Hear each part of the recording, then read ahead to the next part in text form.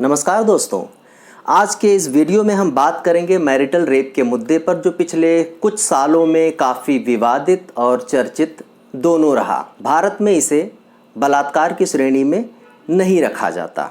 इस वीडियो में हम जानेंगे कि मैरिटल रेप को बलात्कार की श्रेणी में ना रखने के पीछे यहाँ का न्यायालय या लोग क्या तर्क देते हैं, लोगों के मन में क्या भ्रम है, इसे बलात्कार क्यों माना जाना चाहिए, इसके पीछे क्या तर्क होते हैं और पूरे दुनिया में इसको लेकर के क्या नियम कानून है और भारत में मौजूदा कानून इसके बारे में क्या कहते हैं।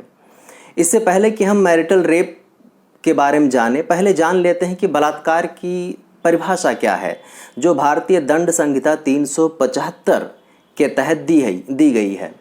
परिभाषा यह है कि किसी महिला की सहमति के बिना और उसकी इच्छा के विरुद्ध उसके साथ किया गया जबरन सेक्स बलात्कार है। लेकिन यही बलात्कार, यही जबरन सेक्स अगर कोई पुरुष अपनी पत्नी के साथ करता है तो भारत में उसे बलात्कार नहीं माना जाता। पूरी दुनिया में मुश्किल से 40 देश ऐसे हैं जहां पर मैरिटल रेप को रेप नहीं माना जाता। उनमें से भारत भी एक है। ज़्यादातर देश मानते हैं इसे बलात्कार। भारत में क्यों नहीं माना जाता इसे बलात्कार? अब आइए जान लेते हैं कुछ आंकड़े क्या कहते हैं, कुछ सर्वे क्या कहते हैं, क्योंकि बहुत सारे लोगों का सवाल होता है कि उतने ज़्यादा केसेस शायद नहीं होते हैं भारत में, या कोई पति अपनी पत्नी का ही रेप कैसे कर सकता है। नहीं, इस भ्रम में ना रहिए। अगर सर्वे के हिसाब से चलें तो international men and gender equality survey 2010 के सर्वे के अनुसार 20% भारतीय पुरुष स्वीकार करते हैं कि वो अपनी पत्नी के साथ जबरन सेक्स करते हैं। एक और सर्वे देख लेते हैं। United Nations public population fund के 2014 की एक स्टडी के अनुसार 17% महिलाएं स्वीकार करती हैं कि उनके पति उनके साथ जबरन सेक्स करते हैं, और उसी सर्वे में 31% पुरुष ये मानते हैं कि वो अपनी पत्नियों के साथ कभी न कभी जबरन सेक्स करते हैं, यानी मैरिटल रेप करते हैं। एक और सर्वे ले लेते हैं। International centre for research on women 2011 का सर्वे है। इस सर्वे में भी 20% भारतीयों ने यह स्वीकार किया कि वो अपनी पत्नी के साथ जबरन सेक्स करते हैं। भारत में घरेलू हिंसा, मातृ और शिशु स्वास्थ्य पर सबसे बड़ा जो सर्वे होता है वो है नेशनल फैमिली हेल्थ सर्वे, जो डोमेस्टिक वायलेंस पर भी क्वेश्चनियर बनाता है। उसके हिसाब से भी 5.6% महिलाएं स्वीकार करती हैं कि उनके पति उनके साथ जबरन सेक्स करते हैं। ये तो सिर्फ वो आंकड़े हैं जो स्वीकार करते हैं। औसतन मान ले तो 15 से 20% पुरुष अपनी पत्नियों के साथ कभी न कभी जबरन सेक्स करते हैं। तो इतना व्यापक है अगर ये समस्या, तो यहाँ पर बलात्कार क्यों नहीं माना जाता है? इसके पीछे कुछ तर्क दिए जाते हैं। आइए हम वो तर्क सुन लेते हैं। पहला तर्क ये दिया जाता है कि शादी एक पवित्र बंधन है, और इसे अगर बलात्कार माना गया मैरिटल रेप को, तो यहाँ पर शादी की संस्था कमज़ोर हो जाएगी, परिवार टूटने लगेंगे। और ये बात मैं नहीं, ये बात खुद हाई कोर्ट और सुप्रीम कोर्ट कह चुके हैं। मेनका गांधी 2016 में जब महिला एवं बाल विकास मंत्री थी, तब उन्होंने कहा था कि भारत में गरीबी, अशिक्षा, इन सारों का लेवल देखते हुए इसे अभी भारत में मैरिटल रेप नहीं माना जाना चाहिए। 2015 में केंद्रीय राज्य मंत्री गृह मंत्रालय हरिभाई चौधरी ने राज्यसभा में ऐसे सवालों का जवाब देते हुए कहा था कि भारत में गरीबी बहुत है, अशिक्षा बहुत है, और इस मामले से, पारिवारिक संस्था और शादी के मामले से, सामाजिक मान्यताएं, रीति रिवाज और धर्म काफ़ी हद तक संबंधित है। इसलिए इसे बलात्कार की श्रेणी में रखने पर बहुत कुछ टूटने लगेगा, बिखरने लगेगा। कुछ और मामले कहे जाते हैं कि इनको साबित कैसे किया जाएगा। ये तर्क दिया जाता है कि मामले साबित कैसे होंगे कि पति ने पत्नी के साथ बलात्कार किया। कुछ लोग ये भी तर्क देते हैं कि महिलाएं झूठा केस करने लगेंगी और इसलिए तलाक के मामले खूब सारे बढ़ सकते हैं। इसी तरह से 1984 में दिल्ली हाई कोर्ट ने हरविंदर कौर बनाम हरमंदर सिंह के निर्णय में भी ये बात कही थी कि ये परिवार का निजी मामला है और इसमें सुप्रीम कोर्ट या संविधान के अनुच्छेद 14 और 21 दोनों का कोई स्थान नहीं है, उसमें दखलंदाजी नहीं देनी चाहिए। और इस तरह के बिल भी पेश हो चुके हैं, लेकिन हर बार लगभग खारिज हो चुके हैं। तो ये सारे तर्क थे। अब इन तर्कों के आधारहीन होने के कारणों को आगे मैं एक्सप्लेन करूंगा। पति द्वारा किए गए जबरन सेक्स को बलात्कार इसलिए माना जाना चाहिए क्योंकि ये बहुत बड़ी संख्या में होता है और अपराध को पहले अपराध माना जाना चाहिए। ठीक। दूसरा तर्क ये है कि क्यों माना जाना चाहिए इसे बलात्कार। ये संविधान के अनुच्छेद 14 जो कानून के समक्ष समानता का अधिकार सबको देता है, जाति धर्म लिंग से परे जा करके, और ये आर्टिकल 21 यानी अनुच्छेद 21 यानी राइट टू लाइफ, जीवन जीने के अधिकार को भी खारिज करता है। इसलिए भी इसे रेप माना जाना चाहिए। इसलिए भी इसे रेप माना जाना चाहिए क्योंकि अगर इसे रेप नहीं मानेंगे तो इसका सीधा सा मतलब है पत्नी अपने पति के हाथों में एक कमोडिटी है, एक संपत्ति है। उसकी इज्जत, उसकी निजता, सब कुछ गिरवी है उसके पति के हाथ में। अब एक स्त्री को संपत्ति मानने वाली सोच एक्चुअली विक्टोरियन मोरालिटी से आती है। ये वो समय है 200-250 साल पहले की बात, जब पत्नी को उसकी पूरी आइडेंटिटी पति के साथ शादी के बाद मर्ज कर दी जाती थी और उस समय बलात्कार को बलात्कार ना कह करके इज्जत की चोरी कही जाती थी। ये वही मानसिकता कमोबेश है। हर एक स्त्री किसी की पत्नी होने से पहले, बहन, बेटी, माँ, कुछ भी होने से पहले वो एक स्वतंत्र इंसान है जिसके पूरे मानवाधिकार हैं। इसलिए भी जबरन किए गए उसके साथ सेक्स को चाहे पति ही करे, उसे बलात्कार कहा जाना चाहिए। ये महिलाओं को अपने ऊपर हो रहे अत्याचार के खिलाफ सरेंडर कर देने को मजबूर कर देता है, इसलिए भी इसे बलात्कार कहा जाना चाहिए। ये स्त्रियों को न सिर्फ शारीरिक रूप से बल्कि मानसिक तौर पर उससे भी ज़्यादा प्रताड़ित करता है, क्योंकि यहाँ महिला जानती है कि उसे उसी परपिट्रेटर के साथ रहना है लगभग ज़िंदगी भर। ये मजबूर करता महिलाओं को चुप रहने के लिए, सबऑर्डिनेट, सबमिसिव हो जाने के लिए कि ज़िंदगी भर आप कुछ ना बोलें क्योंकि कोर्ट में जा कर के भी आपको राहत नहीं मिल सकती। कुछ लोग कहते हैं यहाँ पर कि कोर्ट में राहत तो दी गई है। आप डोमेस्टिक वायलेंस एक्ट 2005 के हिसाब से पति द्वारा किए गए सेक्सुअल वायलेंस के खिलाफ कोर्ट में जा सकते हैं।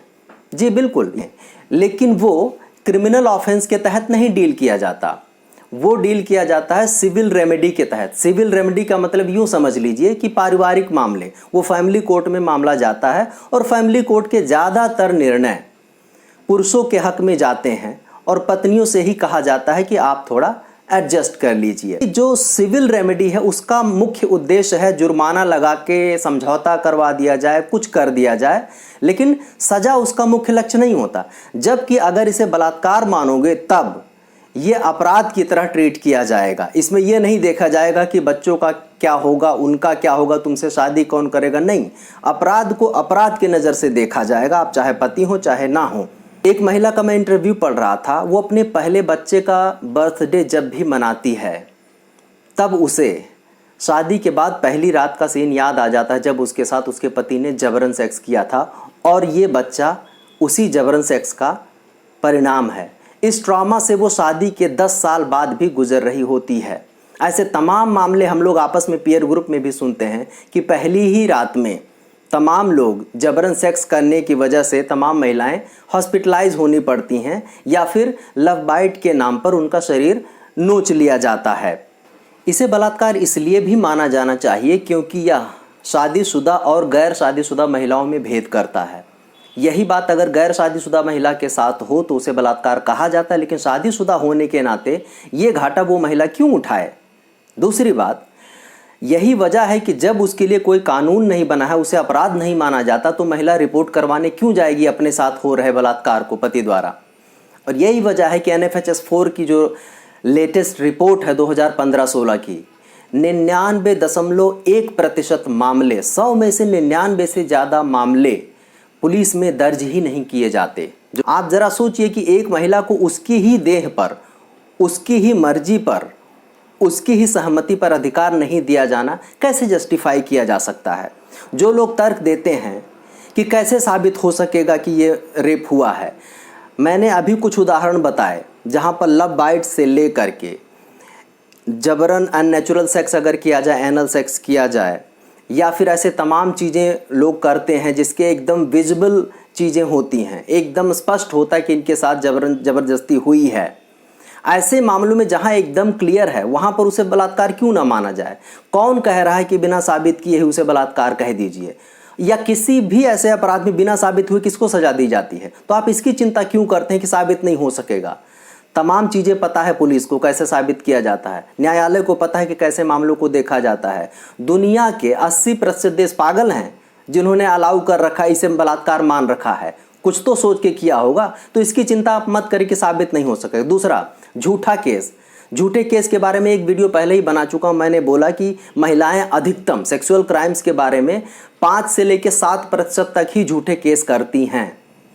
5 से 7% झूठे केस के आधार पर क्या आप उनके साथ बलात्कार होने को जस्टिफाई कर देंगे? उसको बलात्कार ही नहीं मानेंगे? ये कौन सा तुक हुआ? कौन से कानून का दुरुपयोग नहीं करता? चाहे 2012 में निर्भया गैंग रेप केस के बाद जस्टिस वर्मा कमेटी रिकमेंडेशन में भी ये बात थी कि मैरिटल रेप को रेप माना जाए, लेकिन उसकी बात को नहीं मानी गई थी। यही बात 2019 में शशि थरूर संसद में बोलते हुए कहते हैं कि ये सेक्स का मामला नहीं, ये वायलेंस का मामला है। मैरिटल रेप सहमति नहीं लेने का मामला है। एक और तर्क बार बार दिया जाता है कि इससे परिवार टूट जाएंगे, घर बिखर जाएगा, शादी की संस्था भर आने लगेगी। टूट जाने दीजिए। महिला अपने ऊपर ये ठेका क्यों ले कि वो घर को बचाए, तब जबकि उसके साथ बलात्कार हो रहा है? महिला के ऊपर इज्जत का ठीकरा क्यों फोड़ा जाए?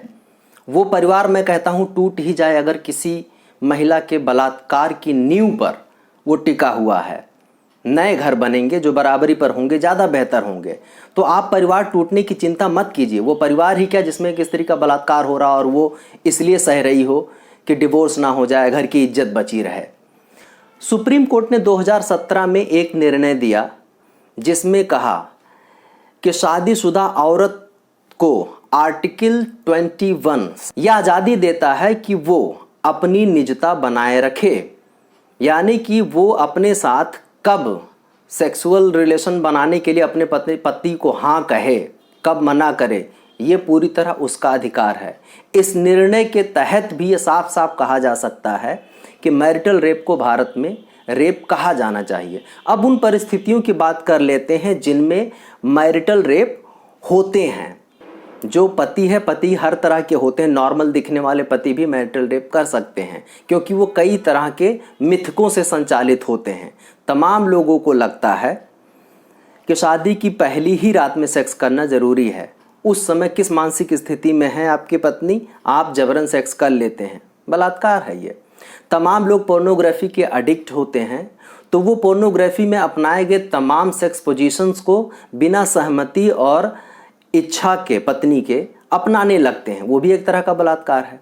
पत्नी का मन अगर एनल सेक्स ना करने का कहे, ओरल सेक्स करने का ना कहे, तो भी लोग वो काम करते हैं, इसे भी बलात्कार कहते हैं।